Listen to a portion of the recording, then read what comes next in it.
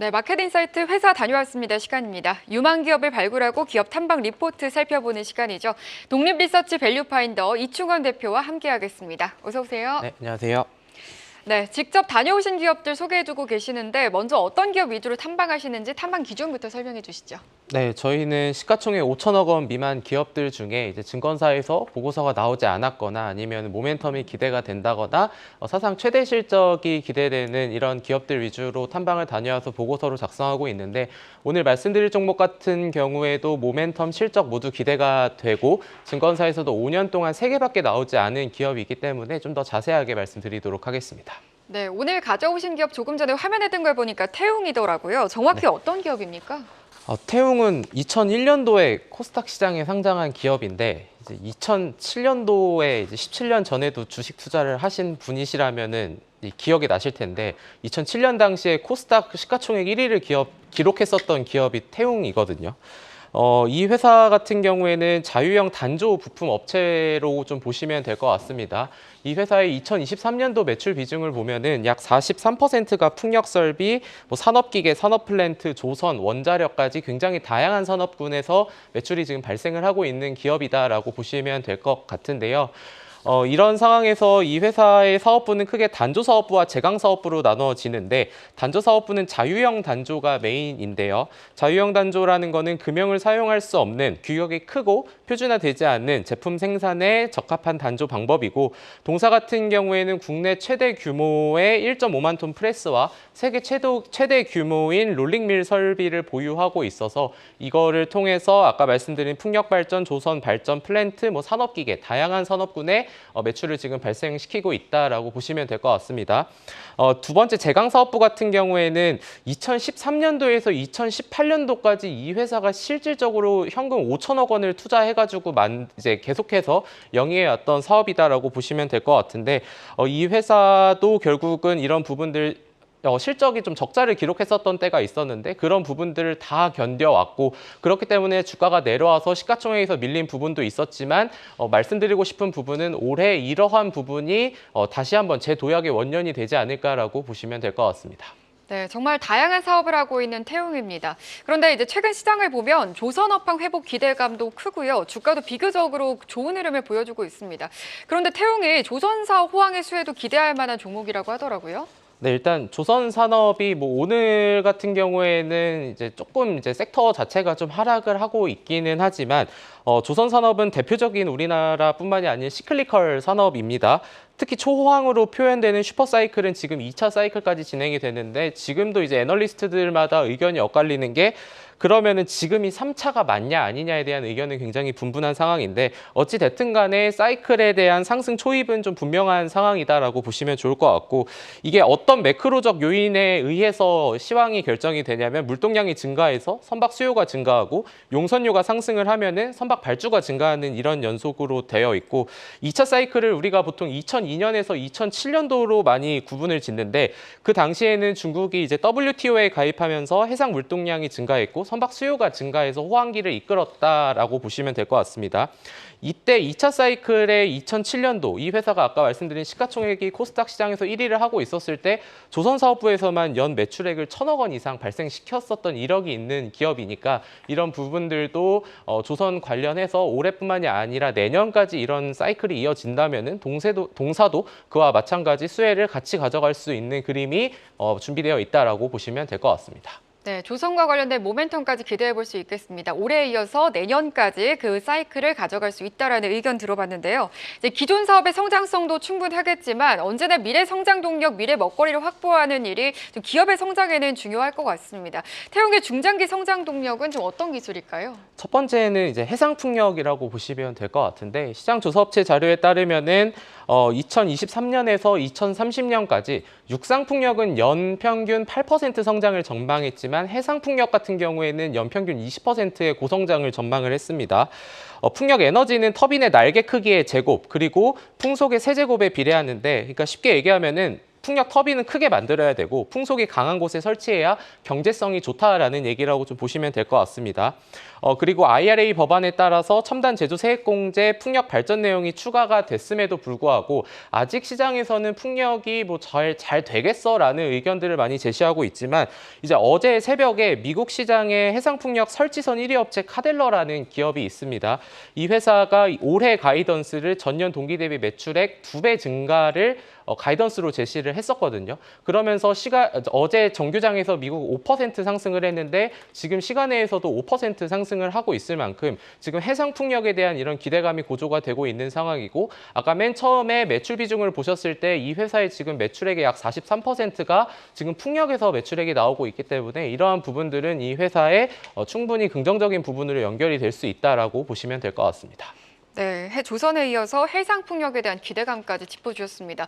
또 앞서 글로벌 우주 항공업체 발사대를 제작 납품한 이력이 있다라는 말씀도 주셨는데요. 우주 항공 관련해서는 어떤 경쟁력이 있습니까? 이 회사만 딱 놓고 봤을 때는 뭔가 조선 쪽 하니까 뭔가 성장성이 좀 덜 할 것 같다라는 생각을 하실 수도 있는데 앞서 말씀드린 해상 풍력 시장과 더불어서 이 회사는 원자력과 우주항공 산업 쪽에도 그 멀티플의 리레이팅을 받을 수 있을 만한 요인이 있다라고 보시면 될 것 같습니다. 이미 원자력 발전 같은 경우에는 현재 미국 업체의 원자력 이송 보관과 관련된 용기를 납품한 이력이 이미 있는 그러한 상황이고요. 그리고 이제 우주와 관련해서는 미국 탑티어 업체에 2022년에서 2023년까지 150억 원 규모의 특수 소재를 제강해서 단조 납품한 이력을 보유하고 있습니다. 그리고 앞서 말씀해 주셨던 것처럼 발사대를 납품한 이런 이력들도 보유하고 있는 그러한 상황들이기 때문에 이 회사의 본업의 성장과 함께 미래의 새로운 먹거리까지 지금 같이 가져갈 수 있고 잠시 뒤에서 그러면 이 회사의 실적이 앞으로 어떻게 추정을 저희가 했는지에 대해서도 말씀을 드리도록 하겠습니다. 네, 그럼 지금까지 여러 가지 사업에 대해서 이야기를 해주셨는데 원래는 물류 테마주로 알고 있거든요. 그런 영향 때문에 오늘 시장에서도 좀 강하게 올라주고 있는데 여러 가지 사업부 중에서 제일 주목해 볼 만한 사업 어떤 게 있을까요? 아무래도 제가 이제 이런 보고서를 이제 이 기업을 분석을 했을 때 느꼈던 부분은 해상 풍력에 가장 크게 집중을 해야 되는 건데 근데 아직도 주식 시장에서는 이 회사가 해상 풍력과 관련된 기업인지에 대한 이런 인지적인 측면이 아직은 좀 낮은 상황인 것 같습니다. 그래서 이런 부분들을 본다면은 이 회사의 미래 먹거리를 이끌어 갈 수 있는 이러한 산업은 일단은 본업 외에는 해상 풍력 시장이 일단은 가장 크지 않을까라고 저는 생각하고 있습니다. 네, 태웅의 매출 비중을 보니까요. 풍력설비, 산업기계, 산업플랜트, 그리고 조선과 발전, 원자력 등등 이렇게 나눠져 있는데 그중에서는 해상풍력이 가장 앞으로의 모멘텀적으로 좀 긍정적으로 보신다라는 의견을 말씀해 주셨습니다. 그럼 이어서 실적 전망 한번 짚어보도록 하겠습니다. 태웅의 실적 한번 짚어볼까요? 네, 일단은 이 회사 같은 경우에는 2023년도 지금 사업 보고서가 나온 상황인데 매출액이 4,438억 원, 영업이익이 395억 원을 달성을 했습니다. 근데 저희가 추정을 한 바로는 2024년에는 매출액은 11% 성장한 5,289억 원에 영업이익 581억 원, 그리고 2025년에는 매출액 6,300억 원에 영업이익 860억 원을 전망을 하고 있는 그런 상황인데 이거를 또 PER로 환산을 하면은 이 회사의 지금 PER은 지금 5.5배에 불과한 상황이고 최근에 그나마 나왔던 태웅의 증권사 보고서들에 따르면은 과거에 이런 히스토리컬 PER 같은 경우가 20배가 넘었었던 상황이었기 때문에 지금 굉장히 저평가 구간이다. 라는 얘기는 있었는데 이런 부분들을 본다면은 충분히 실적 성장에 대한 기대감도 가능하지 않을까라는 생각을 하고 있고 그래서 저희가 이 회사의 실적 추정을 한 토대로 말씀을 드리면은 저희는 이제 목표 주가 어제 종가 기준으로 했을 때 이제 29,500원을 제시를 했는데요. 2025년도 BPS에 29,500원에 타겟 PBR 1배를 적용을 했는데 이걸 PER로 적용을 해야 되는지 PBR로 적용을 해야 되는지에 대한 고민을 굉장히 많이 했었는데 어쨌든 PBR로 했었고 그럼 이 회사가 2004년부터 2023년 과거 19개년에서 20개년의 히스토리컬 PBR을 얼마나 시장에서 부여받았는지를 고민을 해보면은 1.6배를 받았는데 지금 0.66배인 상황이거든요. 아직 기존에 받아왔었던 이런 평가를 지금 시장에서 인정을 잘 받고 있지 못하다라는 쪽으로 해석을 할 수 있을 것 같습니다. 그래서 이런 부분들로 감안을 한다면은 이 회사의 주가는 PBR 1배를 맞춘다면은 내년 실적과 추정을 같이 하면은 29,500원까지는 1차적으로 좀 갈 수 있지 않을까 이렇게 생각하고 있습니다. 네, 목표 주가 29,500원까지는 갈 수 있지 않을까라는 의견을 주셨습니다. 그러면 태웅 투자를 할 때 좀 주의해야 될 점이라든지 유의해야 될 점 어떤 것들이 있을까요?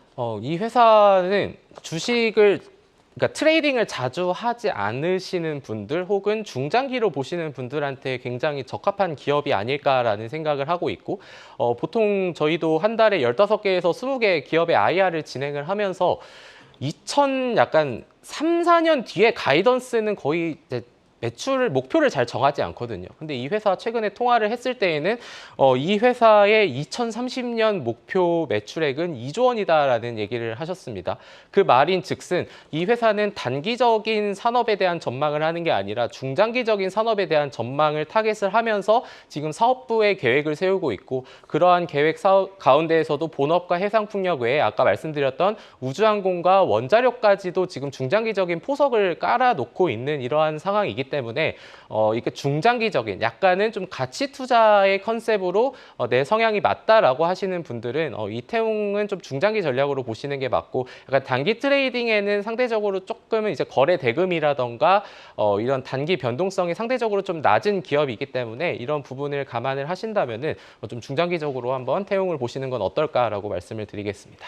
네, 원래는 단조업체로 알고 있던 태웅입니다. 하지만 제강사업부가 실적 턴어라운드에 성공을 했고 여기에 추가로 조선업황 개선으로 단기 성장 동력을 확보했다는 점 그리고 해상풍력 산업의 중장기 실적을 견인할 것이다라는 다양한 모멘텀 설명을 해주셨습니다. 투자할 때도 단기적보다는 중장기적인 기대감, 즉 가치 투자의 관점으로 보자는 의견까지 들어봤습니다. 이렇게 회사 다녀왔습니다. 오늘은 태웅에 대해서 얘기 나눠봤고요. 독립리서치 밸류파인더 이충원 대표와 함께했습니다. 오늘 말씀 고맙습니다. 감사합니다. 계속해서 다양한 경제 이슈를 알고 싶다면 구독과 좋아요, 알림 설정 부탁드립니다. AI 캐스터 권미정이었습니다.